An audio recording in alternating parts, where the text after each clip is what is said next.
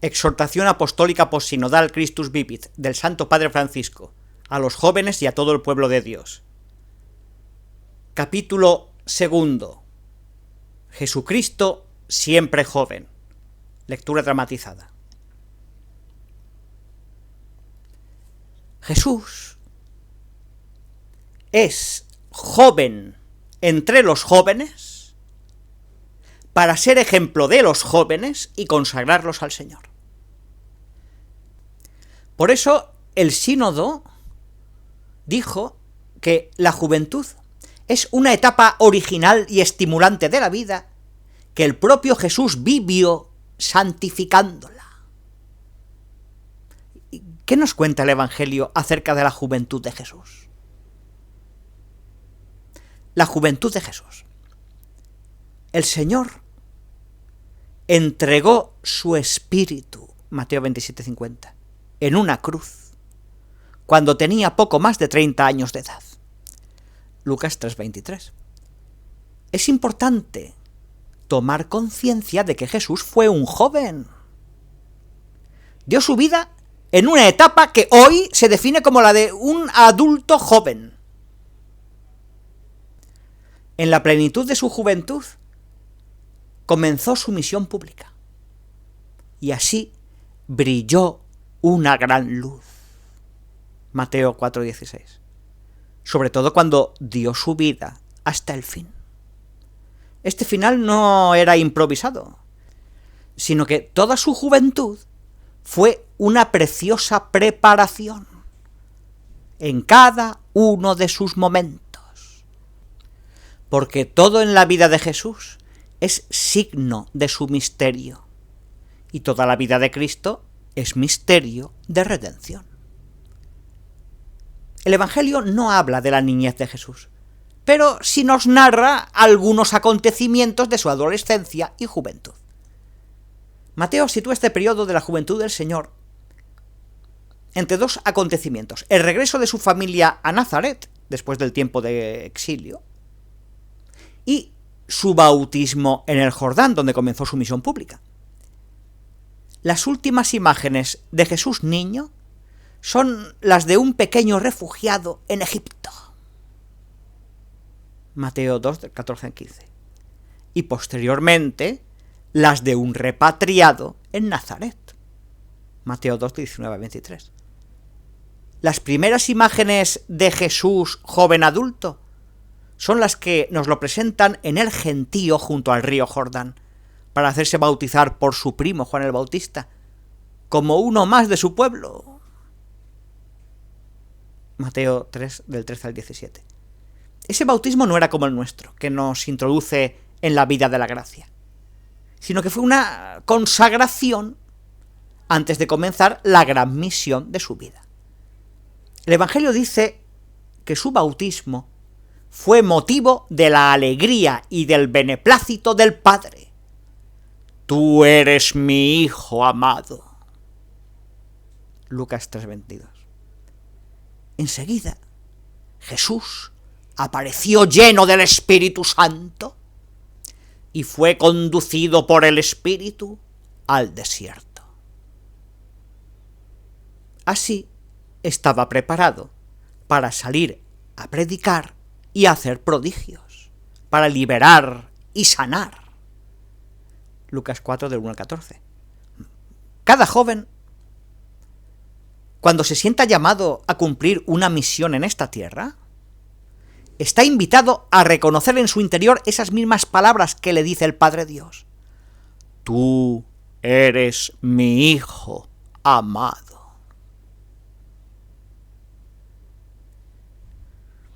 Entre estos relatos encontramos uno que muestra a Jesús en plena adolescencia.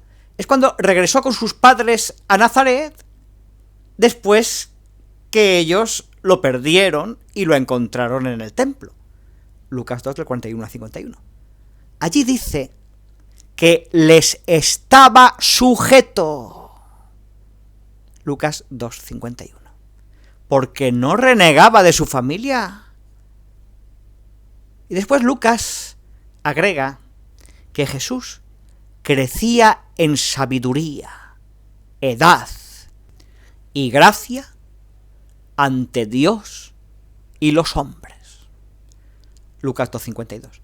Es decir, estaba siendo preparado. Y en ese periodo iba profundizando su relación con el Padre y con los demás. San Juan Pablo II explicaba que no crecía solo físicamente, sino que se dio también en Jesús un crecimiento espiritual, porque la plenitud de gracia en Jesús era relativa a la edad. Había siempre plenitud, pero una plenitud creciente con el crecer de la edad. Pues con esos datos evangélicos podemos decir que en su etapa de joven Jesús se fue formando, se fue preparando para cumplir el proyecto que el Padre tenía. Su adolescencia y su juventud lo orientaron a esa misión suprema. En la adolescencia y en la juventud, su relación con el Padre era la del Hijo amado, atraído por el Padre. Crecía ocupándose de sus cosas. ¿No sabíais que debo ocuparme de los asuntos de mi Padre? Lucas 2:49. Sin embargo, no hay que pensar que Jesús fuera un adolescente solitario o un joven ensimismado. Su relación con la gente era la de un joven que compartía toda la vida de una familia bien integrada en el pueblo. Aprendió el trabajo de su padre y luego lo reemplazó como carpintero. Por eso, en el Evangelio, una vez se le llama el hijo del carpintero. Mateo 13:55. Y otra vez, sencillamente, el carpintero. Marcos 6:3. Este detalle muestra que era un muchacho más de su pueblo, que se relacionaba con toda normalidad. Nadie lo miraba como un joven raro o separado de los demás. Precisamente por esta razón, cuando Jesús salió a predicar, la gente no se explicaba de dónde sacaba esa sabiduría. ¿No es este el hijo de José? Lucas 4:22. El hecho es que Jesús tampoco creció en una relación cerrada y absorbente con María y con José, sino que se movía gustosamente en la familia ampliada, que incluía a los parientes y amigos.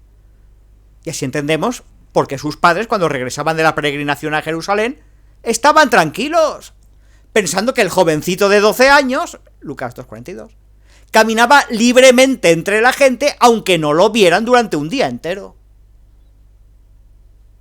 Creyendo que estaba en la caravana, hicieron un día de camino. Lucas 2:44. Ciertamente, pensaban que Jesús estaba allí, yendo y viniendo entre los demás, bromeando con otros de su edad, escuchando las narraciones de los adultos y compartiendo las alegrías y las tristezas de la caravana. El término griego utilizado por Lucas para la caravana de peregrinos, sinodía, indica precisamente esta comunidad en camino de la que forma parte la Sagrada Familia. Gracias a la confianza de sus padres, Jesús se mueve libremente y aprende a caminar con todos los demás. Su juventud nos ilumina. Estos aspectos de la vida de Jesús pueden resultar inspiradores para todo joven que crece y se prepara para realizar su misión. Esto implica madurar en la relación con el Padre, en la conciencia de ser uno más de la familia y del pueblo, y en la apertura a ser colmado por el Espíritu y conducido a realizar la misión que Dios encomienda, la propia vocación. Nada de esto debería ser ignorado en la pastoral juvenil, para no crear proyectos que aíslen a los jóvenes de la familia y del mundo, o que los conviertan en una minoría selecta y preservada de todo contagio. Necesitamos más bien proyectos que los fortalezcan, los acompañen y los lancen al encuentro con los demás, al servicio generoso, a la misión. Jesús no os ilumina a vosotros, jóvenes, desde lejos o desde afuera, sino desde su propia juventud que comparte con vosotros. Es muy importante contemplar al Jesús joven que nos muestran los evangelios, porque él fue verdaderamente uno de vosotros. Y en él se pueden reconocer muchas notas de los corazones jóvenes. Lo vemos, por ejemplo, en las siguientes características. Jesús tenía una confianza incondicional en el Padre. Cuidó la amistad con sus discípulos. E incluso en los momentos críticos permaneció fiel a ellos. Manifestó una profunda compasión por los más débiles, especialmente los pobres, los enfermos, los pecadores y los excluidos. Tuvo la valentía de enfrentarse a las autoridades religiosas y políticas de su tiempo. Vivió la experiencia de sentirse incomprendido y descartado. Sintió miedo del sufrimiento y conoció la fragilidad de la pasión. Dirigió su mirada al futuro, abandonándose en las manos seguras del Padre y a la fuerza del Espíritu. En Jesús todos los jóvenes pueden reconocerse. Por otra parte, Jesús ha resucitado y nos quiere hacer partícipes de la novedad de su resurrección. Él es la verdadera juventud de un mundo envejecido. Y también es la juventud de un universo que espera con dolores de parto, Romanos 8:22, ser revestido con su luz y con su vida. Cerca de él podemos beber del verdadero manantial, que mantiene vivos nuestros sueños, nuestros proyectos, nuestros grandes ideales, y que nos lanza al anuncio de la vida que vale la pena. En dos detalles curiosos del Evangelio de Marcos puede advertirse el llamado a la verdadera juventud de los resucitados. Por una parte, en la pasión del Señor aparece un joven temeroso que intentaba seguir a Jesús, pero que huyó desnudo. Marcos 14, 51 a 52. Un joven que no tuvo la fuerza de arriesgarlo todo por seguir al Señor. En cambio, junto al sepulcro vacío, vemos a un joven vestido con una túnica blanca, 16:5, que invitaba a perder el temor y anunciaba el gozo de la resurrección, 16:6-7. El Señor nos llama a encender estrellas en la noche de otros jóvenes. Nos invita a mirar los verdaderos astros, esos signos tan variados que Él nos da para que no nos quedemos quietos, sino que imitemos al sembrador que miraba las estrellas para poder arar el campo. Dios nos enciende estrellas para que sigamos caminando. Las estrellas brillan alegres en sus puestos de guardia. Él las llama y le responden. Baruch 3, del 34 al 35. Pero Cristo mismo es para nosotros la gran luz de esperanza y de guía en nuestra noche, porque Él es la estrella radiante de la mañana. Apocalipsis 22:16. La juventud de la Iglesia. Ser joven, más que una edad, es un estado del corazón. De ahí que una institución tan antigua como la Iglesia pueda renovarse y volver a ser joven en diversas etapas de su larguísima historia. En realidad, en sus momentos más trágicos, siente el llamado a volver a lo esencial del primer amor. Recordando esta verdad, el Concilio Vaticano II expresaba que, rica en un largo pasado, siempre vivo en ella, y marchando hacia la perfección humana en el tiempo, y hacia los objetivos últimos de la historia y de la vida, es la verdadera juventud del mundo. En ella es posible siempre encontrar a Cristo, el compañero y amigo de los jóvenes. Una iglesia que se deja renovar. Pidamos al Señor que libere a la iglesia de los que quieren avejentarla, esclerotizarla en el pasado, detenerla, volverla inmóvil. Y también pidamos que la libere de otra tentación: creer que es joven porque cede a todo lo que el mundo le ofrece. Creer que se renueva porque esconde su mensaje y se mimetiza con los demás. No. Es joven cuando es ella misma, cuando recibe la fuerza siempre nueva de la palabra de Dios, de la Eucaristía, de la presencia de Cristo y de la fuerza de su espíritu cada día. Es joven cuando es capaz de volver una y otra vez a su fuente. Es cierto que los miembros de la Iglesia no tenemos que ser bichos raros. Todos tienen que sentirnos hermanos y cercanos, como los apóstoles, que gozaban de la simpatía de todo el pueblo. Hechos 2:47, 4:21, 33 y 5:13. Pero al mismo tiempo, tenemos que atrevernos a ser distintos, a mostrar otros sueños que este mundo no ofrece, a testimoniar la belleza de la generosidad, del servicio, de la pureza, de la fortaleza, del perdón, de la fidelidad a la propia vocación, de la oración, de la lucha por la justicia y el bien común, del amor a los pobres y de la amistad social. La Iglesia de Cristo siempre puede caer en la tentación de perder el entusiasmo porque ya no escucha la llamada del Señor al riesgo de la fe, a darlo todo sin medir los peligros, y vuelve a buscar falsas seguridades mundanas.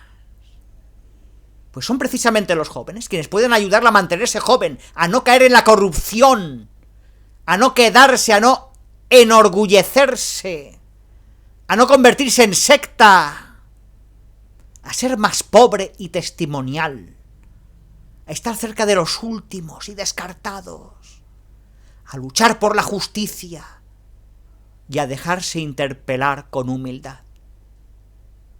Ellos pueden aportarle a la Iglesia la belleza de la juventud, cuando estimulan la capacidad de alegrarse con lo que comienza, de darse sin recompensa, de renovarse y de partir de nuevo para nuevas conquistas. Quienes ya no somos jóvenes, necesitamos ocasiones para tener cerca la voz y el estímulo de ellos.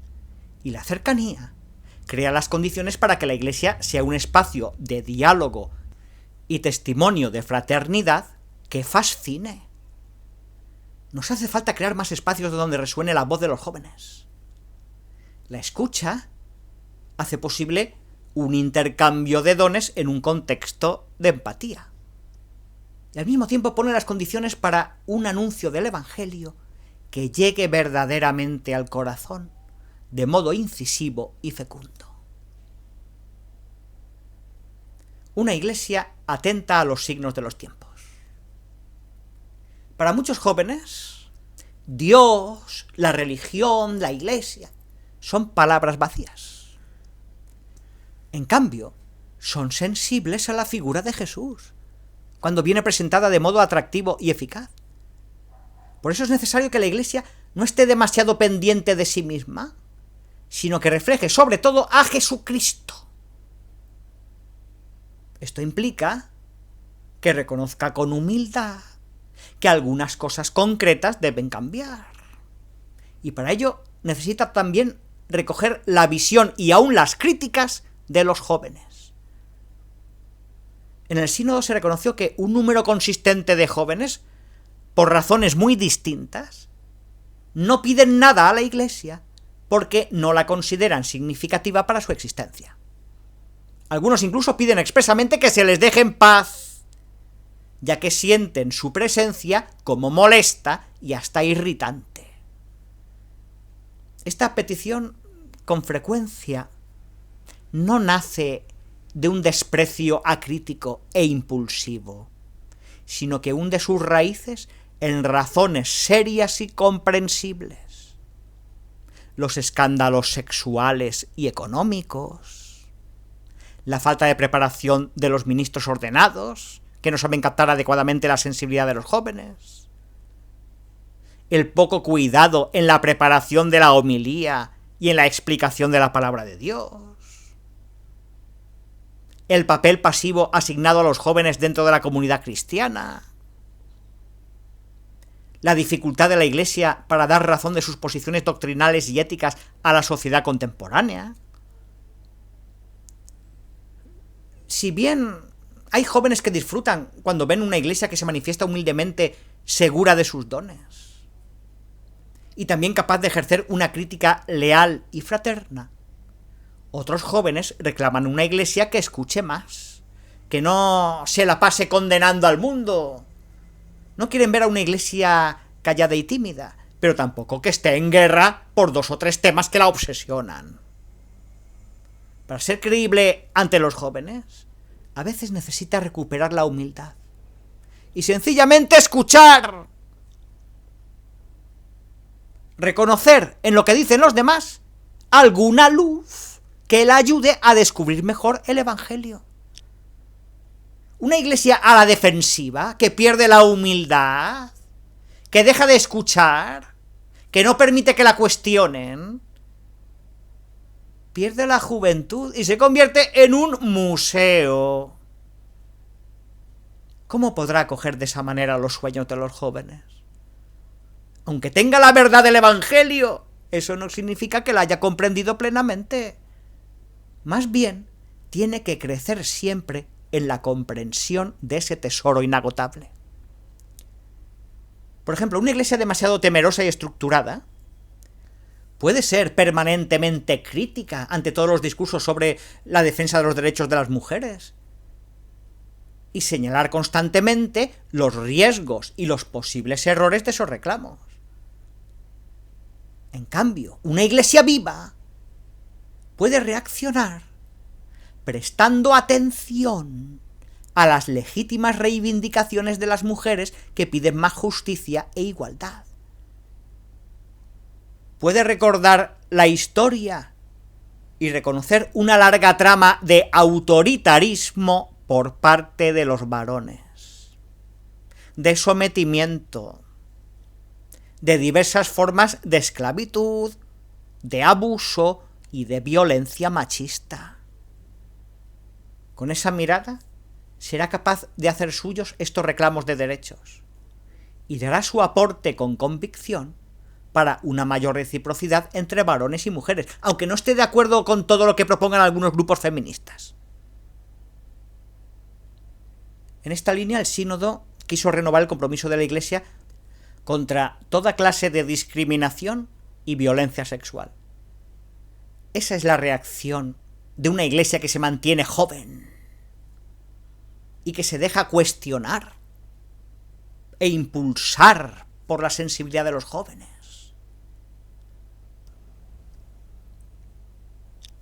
María, la muchacha de Nazaret. En el corazón de la Iglesia resplandece María.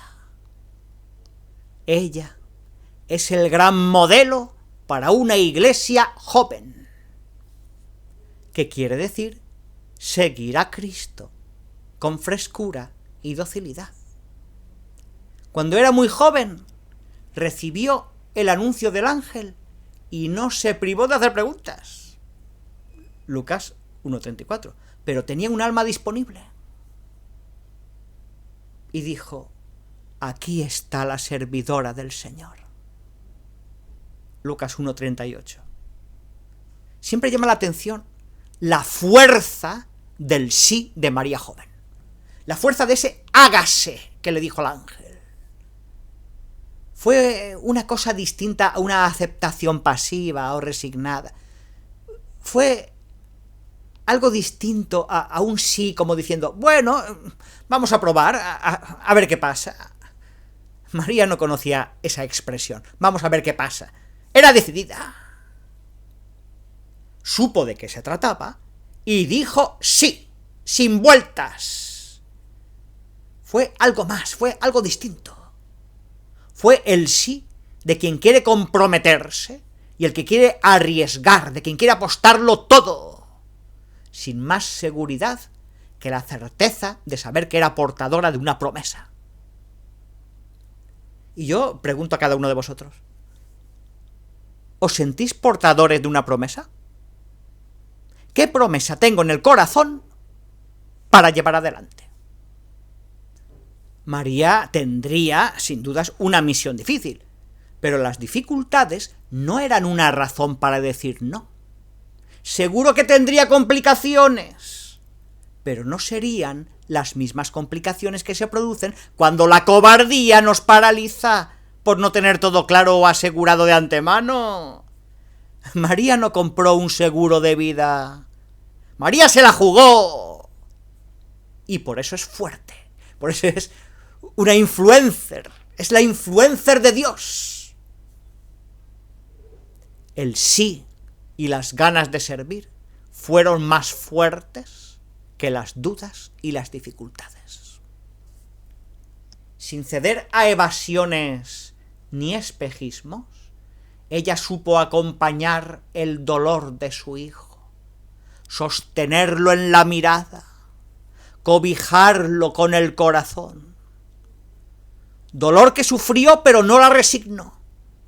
Fue la mujer fuerte del sí, que sostiene y acompaña, cobija y abraza. Ella es la gran custodia de la esperanza. De ella aprendemos a decir sí en la testaruda paciencia y creatividad de aquellos que no se achican y vuelven a comenzar. María era la chica de alma grande que se estremecía de alegría. Lucas 1:47. Era la jovencita con los ojos iluminados por el Espíritu Santo, que contemplaba la vida con fe y guardaba todo en su corazón de muchacha. Lucas 2:19-51. Era la inquieta, la que se pone continuamente en camino, que cuando supo que su prima la necesitaba, no pensó en sus propios proyectos, sino que salió hacia la montaña sin demora. Lucas 1:39. Y si hacía falta proteger a su niño, allá iba con José a un país lejano. Mateo 2:13-14. Por eso permaneció junto a los discípulos reunidos en oración, esperando el Espíritu Santo. Hechos 1:14. Así, con su presencia, nació una iglesia joven, con sus apóstoles en salida para hacer nacer un mundo nuevo. Hechos 2:4-11.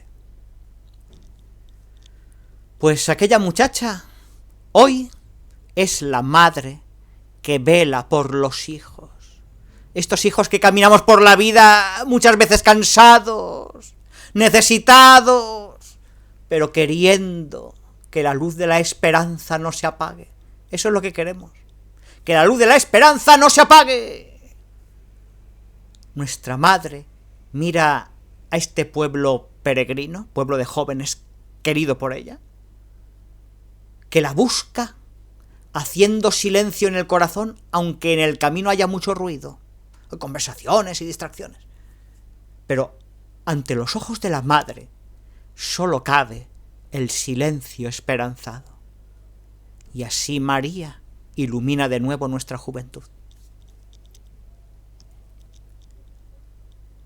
Jóvenes santos. El corazón de la Iglesia también está lleno de jóvenes santos que entregaron su vida por Cristo, muchos de ellos hasta el martirio. Ellos fueron preciosos reflejos de Cristo joven que brillan para estimularnos y para sacarnos de la modorra.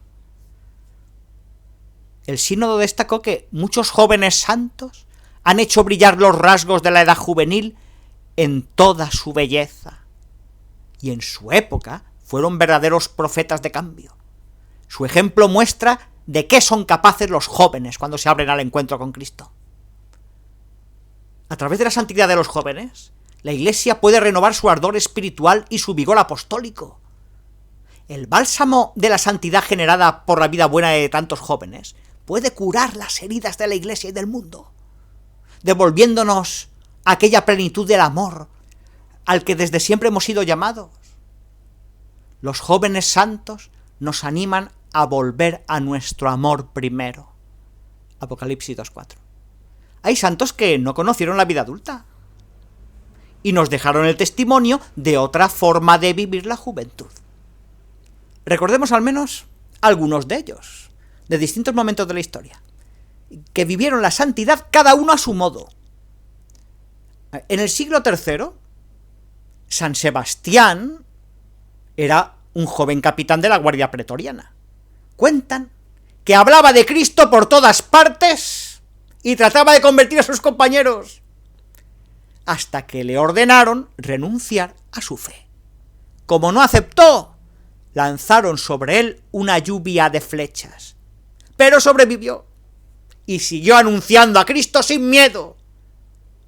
Finalmente lo azotaron hasta matarlo. San Francisco de Asís, siendo muy joven y lleno de sueños, escuchó el llamado de Jesús a ser pobre como él y a restaurar la Iglesia con su testimonio. Renunció a todo con alegría. Y es el santo de la fraternidad universal, el hermano de todos, que alababa al Señor por sus criaturas. Murió en 1226. Santa Juana de Arco nació en 1412. Era una joven campesina que, a pesar de su corta edad, luchó para defender a Francia de los invasores. Incomprendida por su aspecto y por su forma de vivir la fe, murió en la hoguera. El beato Andrés Phu Yen era un joven vietnamita del siglo XVII. Era catequista y ayudaba a los misioneros. Fue hecho prisionero por su fe y, debido a que no quiso renunciar a ella, fue asesinado. Murió diciendo Jesús. En ese mismo siglo, Santa Catalina Tecagüita, una joven laica nativa de América del Norte, sufrió una persecución por su fe y huyó caminando más de 300 kilómetros a través de bosques espesos. Se consagró a Dios y murió diciendo: Jesús, te amo. Santo Domingo Sabio le ofrecía a María todos sus sufrimientos. Cuando San Juan Bosco le enseñó que la santidad supone estar siempre alegres, abrió su corazón a una alegría contagiosa. Procuraba estar cerca de sus compañeros más marginados y enfermos. Murió en 1857 a los 14 años, diciendo: ¡qué maravilla estoy viendo! Santa Teresa del Niño Jesús nació en 1873. A los 15 años, atravesando muchas dificultades, logró ingresar en un convento carmelita. Vivió el caminito de la confianza total en el amor del Señor y se propuso alimentar con su oración el fuego del amor que mueve a la Iglesia. El beato Ceferino Namuncurá era un joven argentino, hijo de un destacado cacique de los pueblos originarios. Llegó a ser seminarista salesiano, lleno de deseos de volver a su tribu para llevar a Jesucristo. Murió en 1905. El beato Isidoro Bancaya era un laico del Congo que daba testimonio de su fe. Fue torturado durante largo tiempo por haber propuesto el cristianismo a otros jóvenes. Murió perdonando a su verdugo en 1909. El beato Pier Giorgio Frassati, que murió en 1925. Era un joven de una alegría contagiosa, una alegría que superaba también tantas dificultades de su vida. Decía que él intentaba retribuir el amor de Jesús que recibía en la comunión, visitando y ayudando a los pobres. El beato Marcel Calo era un joven francés que murió en 1945. En Austria fue encerrado en un campo de concentración donde confortaba en la fe a sus compañeros de cautiverio, en medio de duros trabajos. La joven beata Chiara Badano, que murió en 1990, experimentó cómo el dolor puede ser transfigurado por el amor. La clave de su paz y alegría era la plena confianza en el Señor y la aceptación de la enfermedad como misteriosa expresión de su voluntad para su bien y el de los demás. Pues que ellos, y también muchos jóvenes que quizás desde el silencio y el anonimato vivieron a fondo el Evangelio, intercedan por la Iglesia para que esté llena de jóvenes alegres, valientes y entregados, que regalen al mundo nuevos testimonios de santidad.